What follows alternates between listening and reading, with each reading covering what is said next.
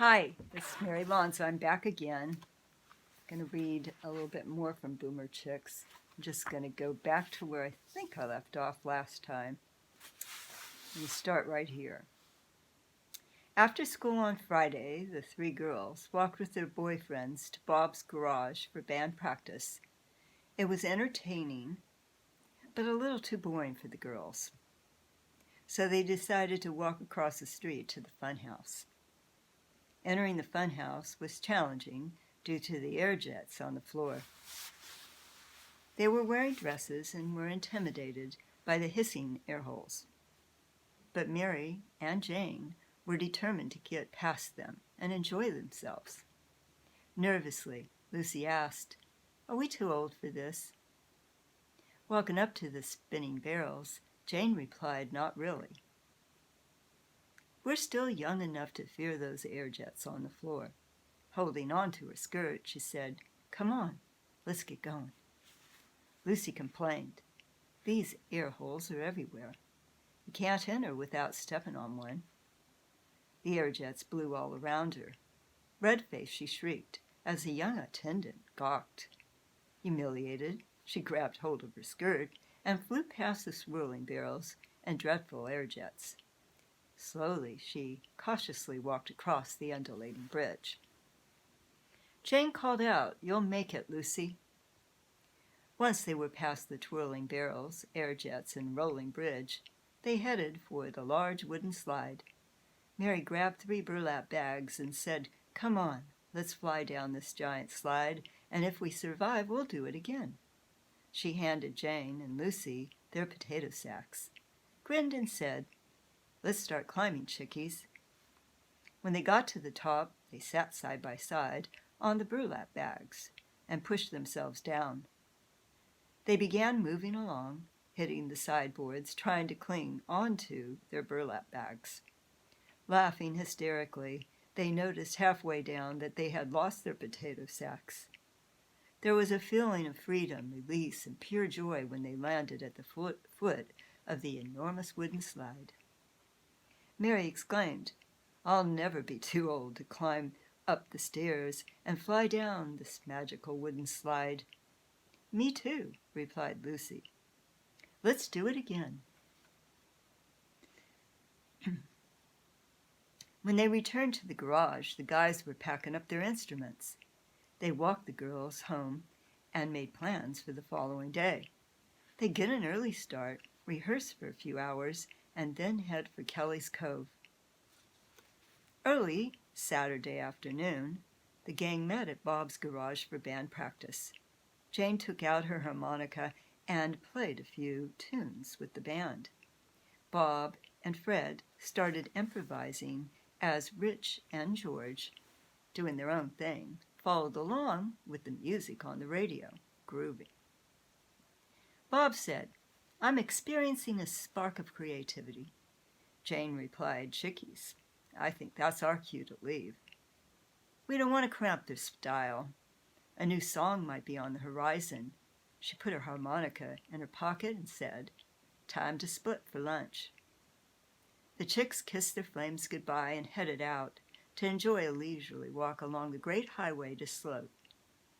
Once they arrived at Doggy Diner, they ordered hot dogs and soda and sat enjoying lunch. When they finished eating, they ordered their boyfriends hot dogs and soft drinks to go. It was a long walk back to Bob's garage, so they kept up a fast pace. When the girls returned, the guys were coming out of Bob's garage carrying their instruments. Jane asked, "Where are you guys going?" Bob replied, 1090 Page. "What's going on there?" George met a musician who turned him on to open mic night. He just took off with Rich. There is a jam session tonight. We're going there to check it out. Do you want to come along? You know, every time that that clock chimes or what have you, or if anything interrupts me, I lose thought. So I'm sorry for that. Let me continue on here. I thought we were going to Kelly's Cove. Are you upset, babe? No, not at all. I'll head home. Have fun. I'll see you tomorrow. You can tell me all about it then. Let George know. I'll see him tomorrow, too. Can't wait to crash, replied Mary. Lucy kissed Fred and asked, Are you hungry? Fred replied, Yeah, we're hungry, but I doubt there's any food where we're going. Fear not, replied Jane. We knew you'd be starving. Here you go. The girls handed them their to-go bags. Bob said, Gee, thanks. You chicks are always thinking about us. Jane winked and replied, We'll see you later. While walking away, Mary turned and said, Better hurry up. The hot dogs are getting cold. The gang met on Sunday at Kelly's Cove. The guys surfed and the girls watched. After that, they walked to Bob's garage for band practice.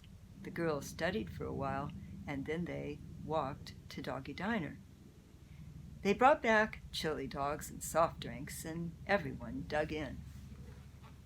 After eating, they completed their homework.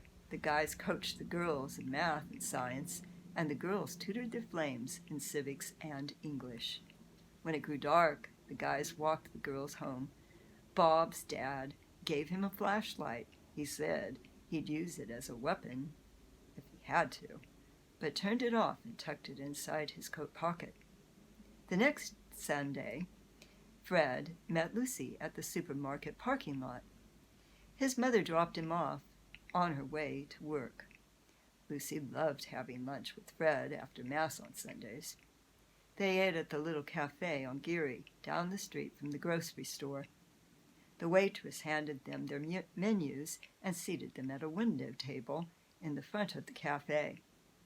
Fred asked, What would you like to eat, Lucy? I'd love a grilled cheese sandwich with a Coke. Fred ordered 2 grilled cheese sandwiches and 2 large Cokes. Minutes later, the waitress brought them their meals. Fred, raised in an agnostic household, was unsure of Catholic traditions. He wondered if Lucy said grace before a meal. He shyly asked, Should we say a prayer before we eat?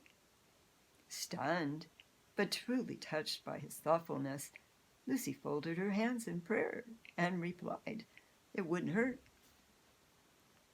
Fred awkwardly made the sign of the cross and said, Thank you, God, for excusing me from Mass today and allowing me to share this meal with Lucy. Lucy rolled her eyes and said, You never go to church. You're always joking around, Fred. I'm not joking. I heard that it's a mortal sin to skip Mass on Sunday. Do you think I'll go to hell? Laughing, she replied, Nope, you're not a Catholic. When they finished eating, Fred walked Lucy home. She wondered if God would forgive her because she loved being with Fred more than she enjoyed going to Mass on Sundays. It was the 3rd week of high school, and another challenging school day lay before them. The gang had Mr. Radich for civics, but they had different class periods. It was the only class Mary and George shared. After instructing the class to read the Constitution, Mr. Radich encouraged his students to take notes and ask questions about laws that govern the land. He created mock debates, which forced them to focus on passages from their readings. He encouraged them to ask about their democratic rights and responsibilities in society.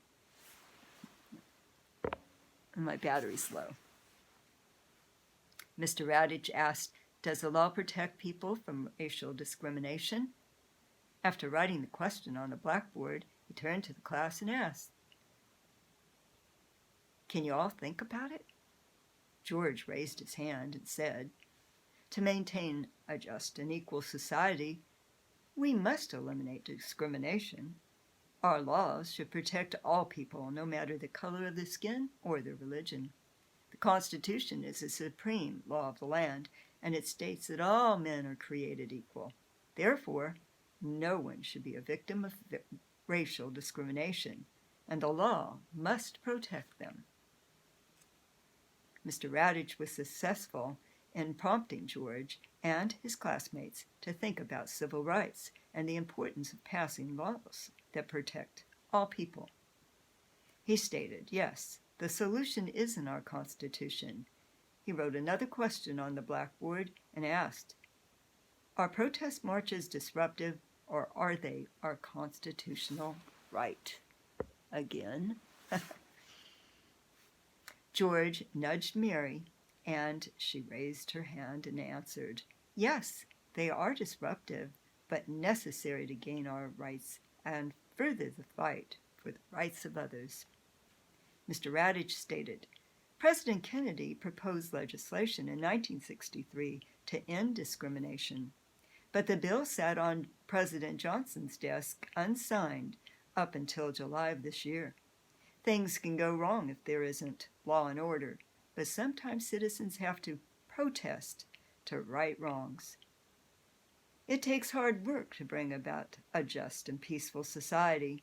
That's what the civil rights movement is all about. People coming together and peacefully marching for equality to end racism. The Civil Rights Act of 1964 can make Martin Luther King Jr.'s dream come true. Mary knew that George wanted to right wrongs. He was enthused about the civics class because he was passionate about the civil rights movement. She felt that he was consumed by it. He wanted to find the answers to many questions surrounding the subject of civil rights. Hoping to bring about change, George was determined to study every aspect of law. Walking out of class, George said, Mary, I think I might become a civil rights attorney. Far out, George. You'd make the best lawyer this city ever had. I like civics. Mr. Radich is a cool teacher. He took Mary's hand and walked her to her next class. The school dance was approaching. The chicks in their flames met at Bob's garage on a cold Saturday morning for band practice. Bob's mom took Lucy upstairs to her sewing room to continue working on the band's suits. Mrs. Corey used her mother's old Singer sewing machine, and Lucy used the spare portable sewing machine to complete the alterations. Mrs. Corey said, You've become an excellent tailor, Lucy. Soon you'll be a better seamstress than me. Lucy smiled and said, I doubt it, Mrs. Corey. You're the expert and a darn good teacher. I love sewing, but I have so much more to learn. That you do, but I can tell you're a quick study. Thank you. I dig sewing. I'm going to be a fashion designer. Well, you'll need a sewing machine, won't you? Yep, I can find a babysitting job and save up for one. Well, I wouldn't think of it.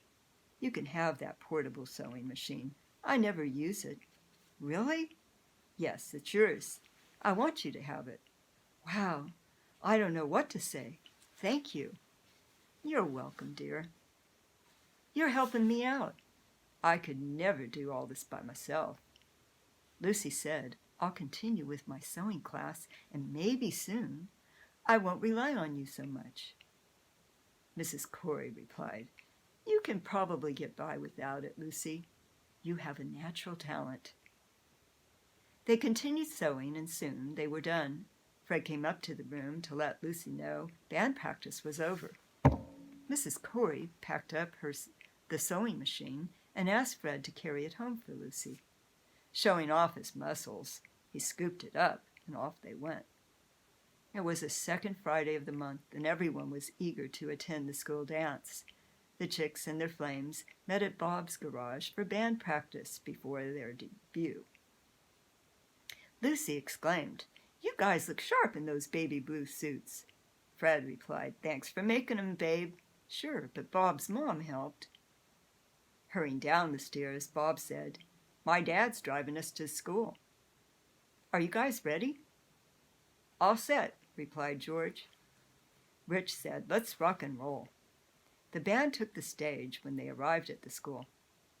After their instruments were tuned up, Bob introduced the band members and they began playing Beatles tunes. Everyone was having a great time dancing to the Beatles cover band. The musicians came out of their shell that night. They were gaining confidence, and their musical sound was just as professional as the bands appearing on American Bandstand. The night was a success for them and an enjoyable one for everyone on the dance floor. So we're going to stop here with Boomer Chicks, and I'll meet you here tomorrow, hopefully tomorrow. Sorry I didn't make it this weekend. But I will see you tomorrow. Ciao.